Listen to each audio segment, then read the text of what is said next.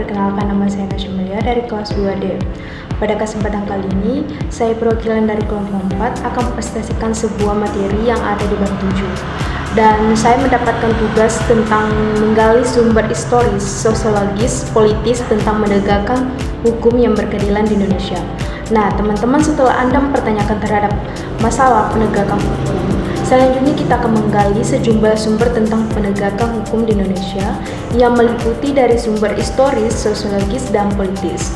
Untuk menjawab pertanyaan tersebut, Anda diharapkan telah mengerti bahwa upaya menegakkan hukum dan keadilan sangat terkait erat dengan tujuan negara.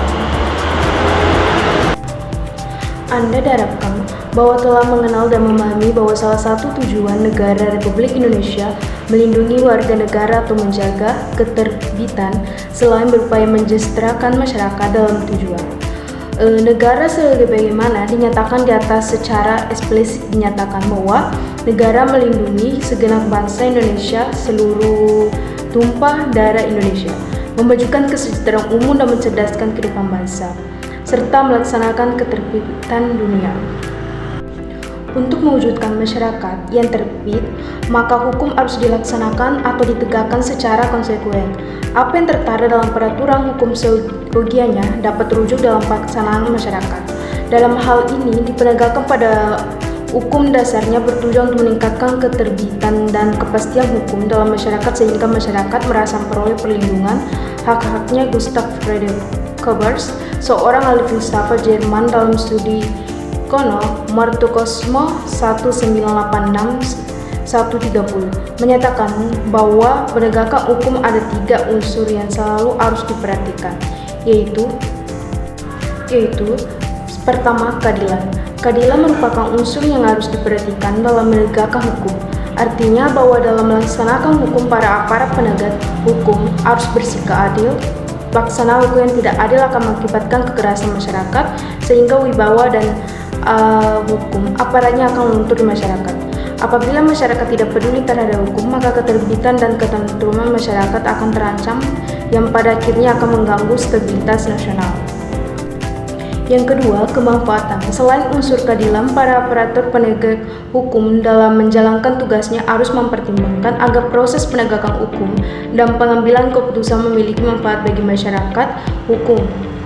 Hukum harus bermanfaat bagi manusia. Oleh karena itu, pelaksanaan hukum atau penegakan hukum harus memberi manfaat atau kegunaan bagi manusia.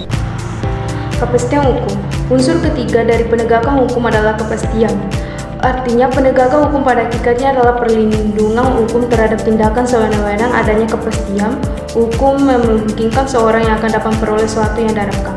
Misalnya, seorang yang melanggar hukum akan dituntut bertanggungjawaban atau perbuatannya itu melalui proses pengadilan, dan apabila terbukti bersalah akan dihukum. Oleh karena itu, adanya kepastian hukum sangat penting. Adapun lembaga penegak hukum yang menjalankan hukum sebagaimana mestinya, maka dibentuk beberapa lembaga para penegak hukum, yaitu antara lain kepolisian yang berfungsi utama sebagai lembaga penyidik, kejaksaan yang fungsi utamanya sebagai lembaga penuntut, hakiman yang berfungsi sebagai lembaga pemutus atau pengadilan, dan lembaga penasihat untuk memberi bantuan hukum. Baik, itulah yang bisa saya sampaikan pada kesempatan kali ini. Lebih dan kurangnya mohon dimaafkan. Terima kasih. Pernahkah kita berpikir apa yang akan terjadi seandainya di sebuah bangsa tidak adanya peraturan hukum? Atau mungkin peraturan hukum sudah ada, namun apa yang akan terjadi apabila di negara tersebut tidak ada upaya penegakan hukum? Benarkah penegakan hukum itu penting dan diperlukan? Nah, dalam kitab suci saja banyak kita temui peraturan dan hukum yang tertulis di sana. Namun, tampaknya adanya peraturan hukum saja tidak cukup. Tahapan yang lebih penting adalah penegakan dan kepastian hukum. Oleh karena itu, esensi dan urgensi penegakan hukum yang berkeadilan di Indonesia sangat diperlukan, di mana esensi sendiri merupakan penegakan hukum yang bertujuan untuk mewujudkan peraturan hukum untuk menciptakan ketertiban dan keadilan hukum dalam masyarakat. Nah, peraturan-peraturan hukum atau pasal-pasal hukum material sepatutnya dapat diwujudkan dalam proses pelaksanaan hukum di masyarakat. Dengan kata lain, penegakan hukum akan berfungsi untuk meningkatkan ketertiban dan kepastian hukum dalam masyarakat, sehingga masyarakat dapat merasa aman dan nyaman karena telah memperoleh perlindungan dan akan hak dan kewajibannya. Nah, urgensi penegakan hukum berarti menempatkan keberadaan hukum dan upaya penegakan dalam prioritas utama. Tidak adanya penegakan hukum yang berakibat fatal dan kehidupan masyarakat yang kacau. Nah, dari kasus-kasus yang ada dan fakta-fakta yang ada, sangat jelas bahwa keberadaan hukum dan upaya penegakannya sangat penting. Ketiadaan penegakan hukum, terlebih tidak adanya aturan hukum, akan mengakibatkan kehidupan masyarakat yang kacau. Nah, oleh karena itu, negara Indonesia sebagai negara yang modern dan menganut sistem demokrasi konstitusional telah memiliki sejumlah peraturan perundang-undangan, lembaga-lembaga hukum, dan badan-badan lainnya, serta aparatur penegak hukum. Namun, demi kepastian hukum, untuk memenuhi rasa keadilan masyarakat, upaya penegakan hukum harus selalu dilakukan secara terus-menerus. Oleh karena itu, esensi dan urgensi penegakan hukum yang berkeadilan di Indonesia bertujuan untuk mendapatkan hukum yang tertib dan tidak merendahkan martabat warga negara. Dengan kata lain, hukum selalu melayani kepentingan, keadilan, ketertiban, dan ketentraman warga negara agar terciptanya perdamaian dan kesejahteraan warga negara. Sekian dari saya, dan terima kasih. Perkenalkan, nama saya Debbie Melani Anastasianbana. Saya dari kelompok 4. Materi yang akan saya bawakan yaitu membangun argumen tentang dinamika dan tantangan penegak hukum yang berkeadilan Indonesia. Indonesia sebagai negara hukum memiliki cita-cita untuk mewujudkan penegak hukum yang berkeadilan bagi seluruh lapisan masyarakat. Namun dalam praktiknya terdapat berbagai tantangan yang dihadapi dalam upaya mencapai keadilan tersebut.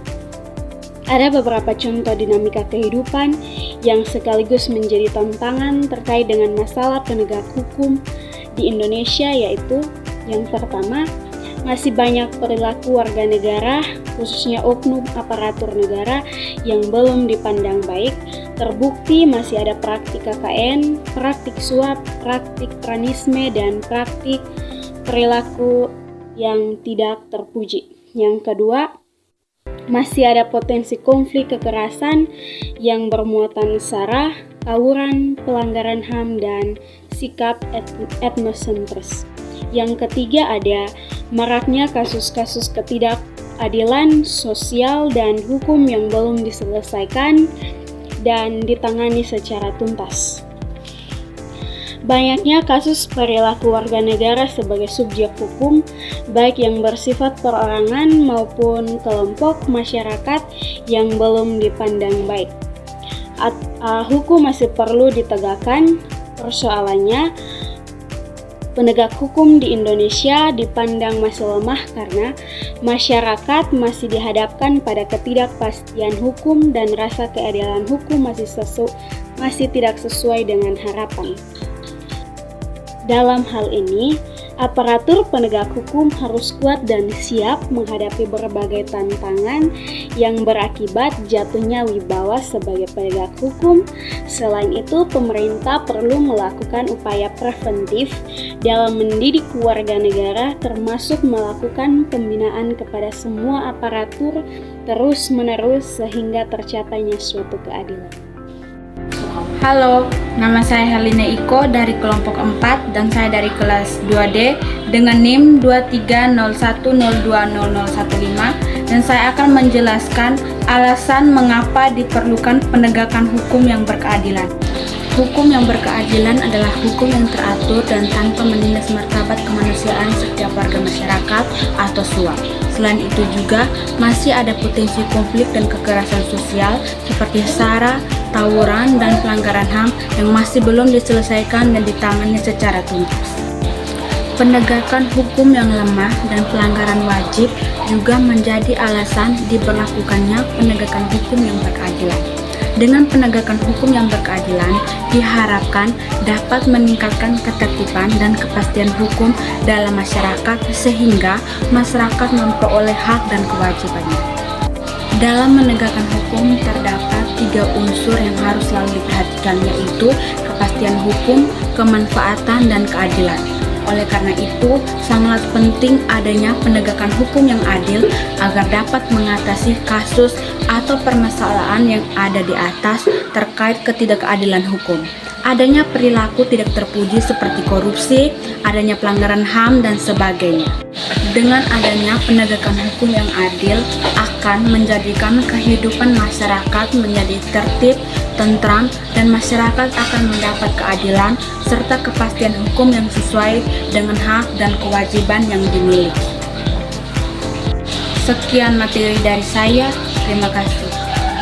Perkenalkan, nama saya Tresia Yekeu, kelas 2D, NIM 23010200147.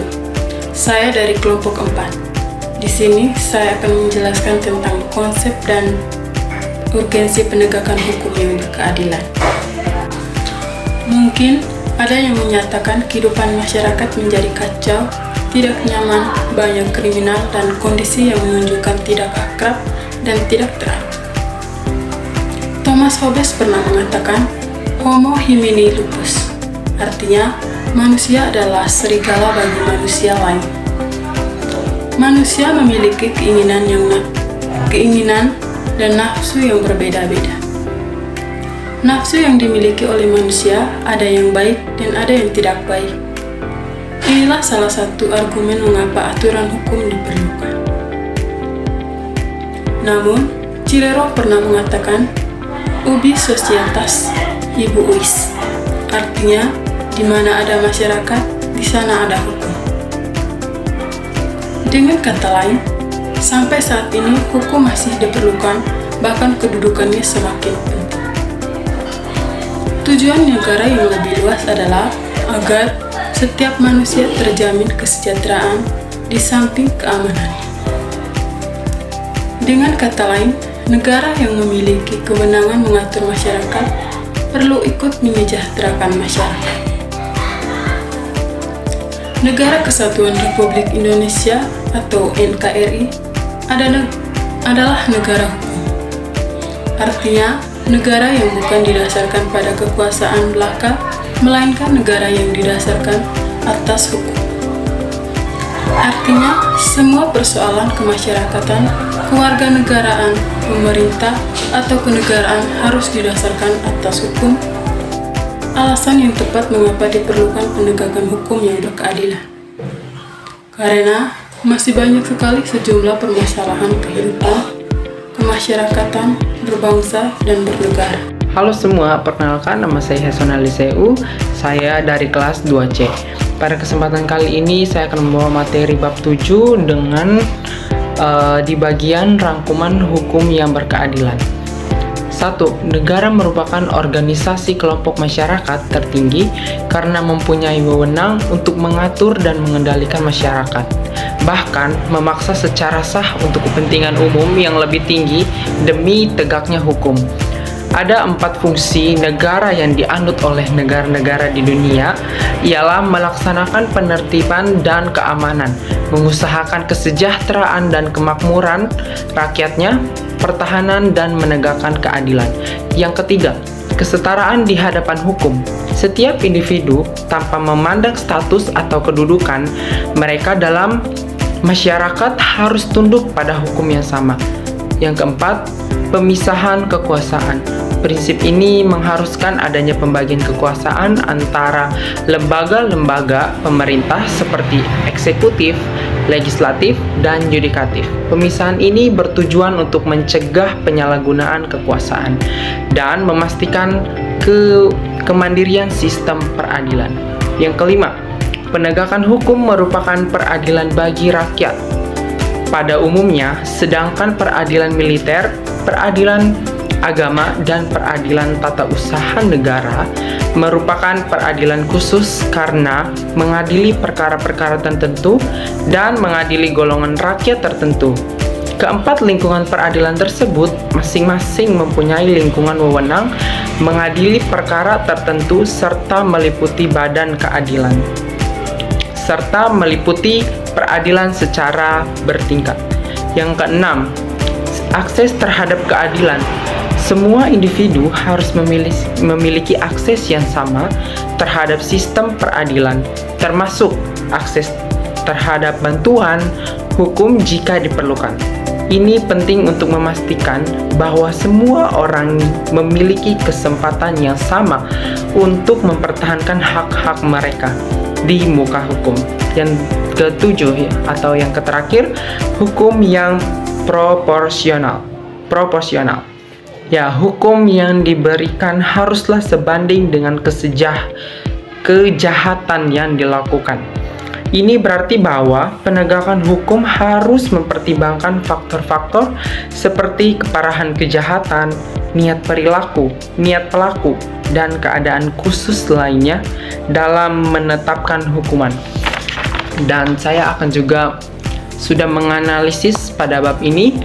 Saya sudah mengidentifikasi masalah yang dihadapi oleh bangsa Indonesia terkait dengan penegakan hukum.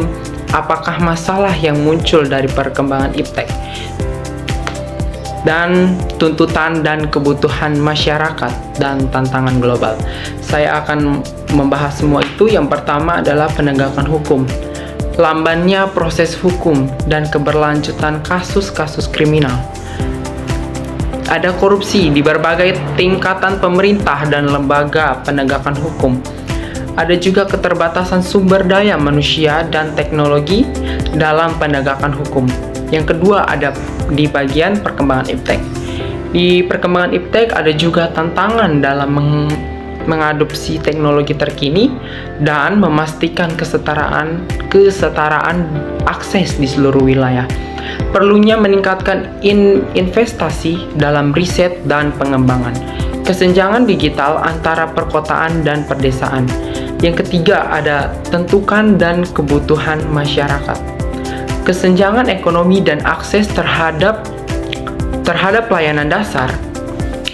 Selanjutnya ada masalah lingkungan termasuk deforestasi, polusi, dan perubahan iklim.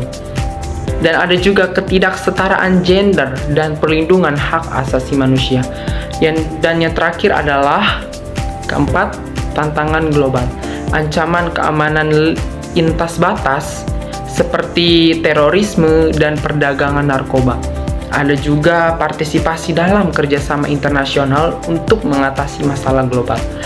Dan yang terakhir, penanganan masalah migrasi dan pengungsi.